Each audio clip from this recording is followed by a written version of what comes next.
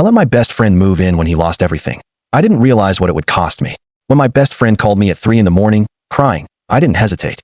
We'd known each other since we were teenagers. We'd grown up together, messed up together, dreamed out loud together. If anyone asked me who I trusted most outside my family, I would have said his name without thinking. He told me he'd lost his job, that his relationship had fallen apart, that he didn't know where he was going to sleep. I told him to come over. At first, it felt right. Like loyalty in action. He slept on my couch. I gave him space. I told him to take his time getting back on his feet. I didn't set rules because I didn't want him to feel like a burden. That was my first mistake. The days turned into weeks. Weeks into months. He stayed up late, slept in, promised he was applying for jobs. I believed him. When money got tight, I covered groceries. When he forgot to pay me back for something small, I brushed it off. He wasn't a bad person. He was just stuck. That's what I told myself. Slowly, my apartment stopped feeling like mine. He'd invite people over without asking. He'd borrow my things and forget to return them. He'd comment on how I lived, how I spent my money, how I worried too much.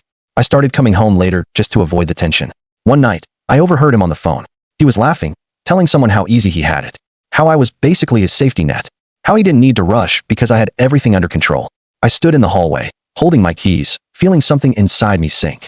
The next morning, I tried to talk to him. Calmly, I told him I was overwhelmed, that I needed him to start contributing or make a plan to move out. He looked at me like I'd betrayed him.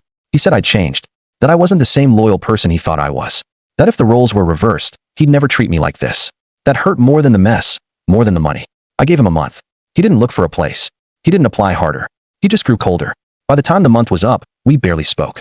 The day he left, he didn't say goodbye. He took his things and slammed the door behind him. For a long time, I felt guilty. Like I'd failed him.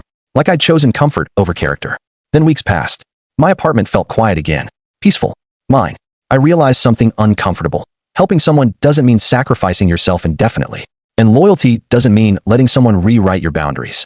He never reached out. Neither did I. Sometimes I miss the version of him I thought I knew. But I don't miss the weight of carrying someone who had no intention of standing up again. Thank you for watching. Check out my channel for more stories like this.